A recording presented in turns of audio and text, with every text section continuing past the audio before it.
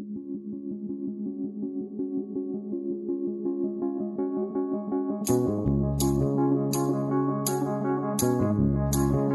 guys, for today's video is gagawa tayo ng pistachio pesto pasta with burrata. So, meron tayong black pepper, salt, Himalayan salt yun guys, and garlic, lemon juice, and we have our cornstarch paste, and olive oil, and fresh basil, and pistachio, fresh pistachio. And we have burrata cheese and spaghetti. Ayan, lahat ng mga ingredients na andyan. So, tingnan nyo lang siya guys. So, this one is fresh basil and pistachio. And we have the cheese. Actually, pwede kayo gumamit ng parmesan cheese guys. And we have lemon juice. And we have the garlic, fresh garlic. And then black pepper. And then we have Himalayan salt. And we have our cornstarch paste. And olive oil. Burrata cheese. So, ayan. And we have our pasta and pistachio. So, ayan guys. Start tayo. Mag-boil ng spaghetti. So, ang pag-boil ng spaghetti, dapat ano lang siya guys, al dente. Usually, ako 8 to 10 or 8 to 12 minutes. Usually, pag nag-ano. So, depende sa inyo guys kung ano. Pero usually, al dente talaga yung pag-boil ng pasta or spaghetti. So, ayan. Medyo nagkulang tayo ng water dyan. So, nagdagdag ako. Kasi dapat, mas madaming tubig. So, ayan. Hintayin nyo lang siya na maluto. Ayan. At pag hiwalay-hiwalayin nyo kasi dumidikit siya. Kasi hindi nga ako naglagay dyan ng oil. So, ang water, nilagyan ko lang siya ng salt. Para may na yung salt natin. Yung spaghetti natin, may lasa na siya. So, ayan. Nag-grate ako ng cheese. Nakalimutan ko yung pangalan ng cheese na yan. Pero usually, gamit kayo ng parmesan cheese. Ayan, first, ilagay natin yung pistachio. Pagsama-samahin lang natin lahat. Yung fresh basil.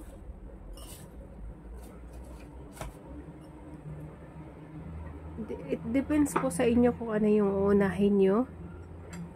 Depende lang po yan sa inyo. Ayan, maglagay kayo ng fresh garlic. Tansya lang siya guys. Pero yung sa akin, hindi na ako tawag dito. Gumamit kong ilang grams. Pero mas importante din po yung grams guys. Kung ilan yung para makuha nyo talaga yung tamang lasa ng ginagawa nyo. So, ayan, naglagay tayo ng lemon juice. And we have our cheese. So, hindi ko alam kung anong tawag dyan sa cheese na yan. Tinapon ko na kasi yung lagayan.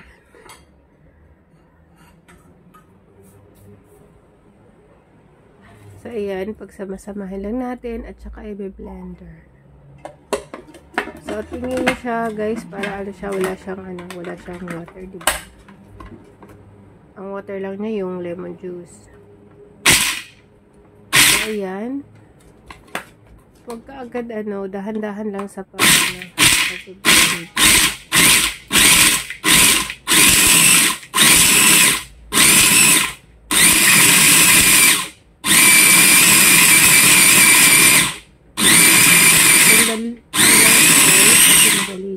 And pag nakuha nyo to, talagang magugustuhan nyo siya.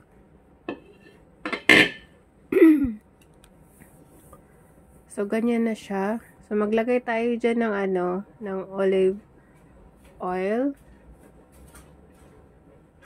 And mamaya maglagay din ako ng yung broth ng yung pinakuluan na spaghetti water. So para yung consistency ng ating mixture is maganda siya. So ayan, ilagay ko muna pala yung yung cornstarch natin.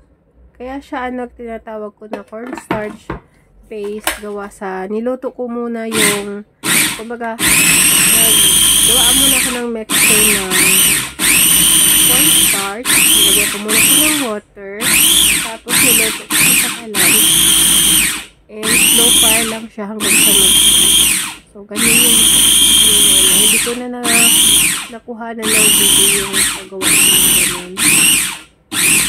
So ayan, i-blend lang natin ulit hanggang sa makuha natin yung consistency ng ating sauce. Pistachio pesto pasta sauce. So ayan, o diba, ganyan siya. And guys, hindi kayo magsisisi, grabe, sobrang sarap nito pag nasubukan nyo. Ayan, kanina yung niloto nating pasta. Inano ko lang siya guys, parang yung ginagawa ko, pinipicturean ko muna kung ano yung sunod, ganun. Ayan, nilagay ko yung dyan, yung mga ingredients lahat sa isang sa blender natin. So ayan, talagang inisa-isa ko para masundan nyo siya.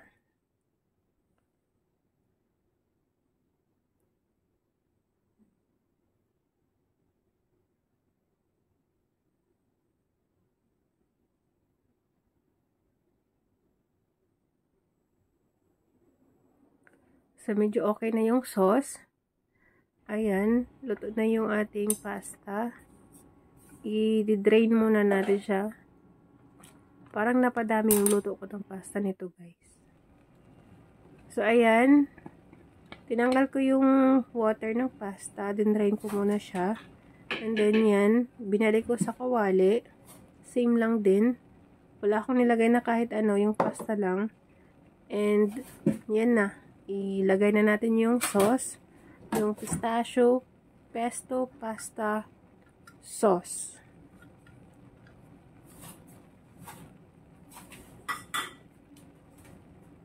Naglagay ulit ako ng dyan guys, ng hot water kasi medyo hindi enough yung natin yung sauce kasi napadami yung gawa ko ng pasta.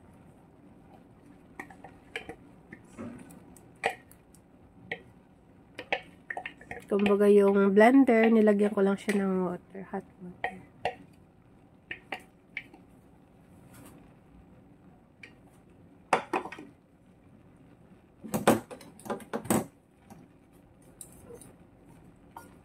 Ayan, mekos-mekos lang. O diba, ang bilis lang.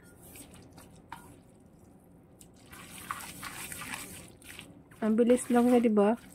Bilis lang niya lutuin. Ganyan lang. Super yummy. And, ayan, naglagay ako ng yung natira natin yung olive oil.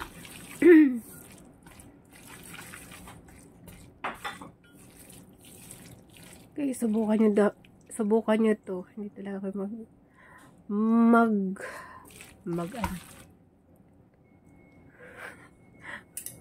talagang magugustuhan nyo to siya, guys.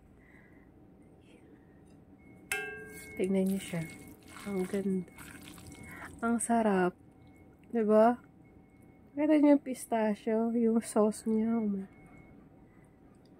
It's my first time. First time ko gumawa nito, guys. And for me, madali lang siya gawin. So, ayan. Magpe-plating na tayo. Ayan na yung ating burrata cheese. And then, nag-crush ulit ako ng ng pistachio. So, hindi ko pa makuha yung kung anong gagawin ko dyan sa paano ko siya gawin. Dapat yung nun yung gagamitin ko yung tawag dito. Kasi gusto ko siya swirl.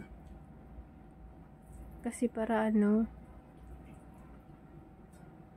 ilagay ko dyan sa gitna yung ang dami kong nagawa na pasta as in. At ang dami nang nakain ni amo.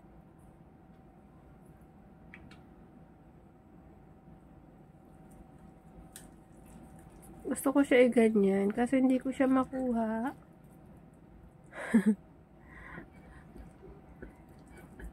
Ayan. Tapos pinatong ko lang yung cheese.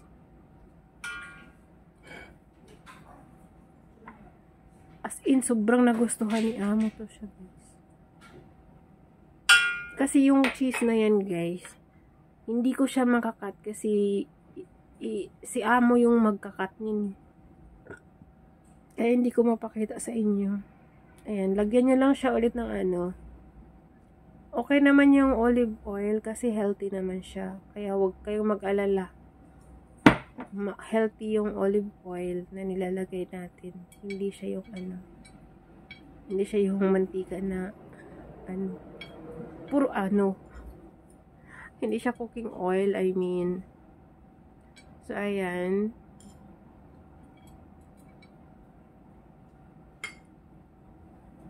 I love it. So ito na, guys, yung final look ng ating pistachio pesto pasta with burrata cheese. Super yummy. That's the request of my amo. Request din ng amo ko, guys. Sino sa inyo dyan magre-request? Pagluluto ko kayo dyan sa inyo. Char. Ayan. Thank you so much, everyone. And mega love shout out to Solid Team. And to all the supporters. Thank you so much, guys. And stay safe always. God bless everyone. So, ayan na. So, ganyan ako, guys. Pinapakita ko sa inyo paano ko siya ginawa. So, ayan yung cheese natin kanina. Yung burrata cheese. Para talagang mas malagay nyo sa isip nyo yung mga nilalagay ko. Ganon. So, ayan. Happy eating and happy tummy. God bless everyone. Bye. Love you all.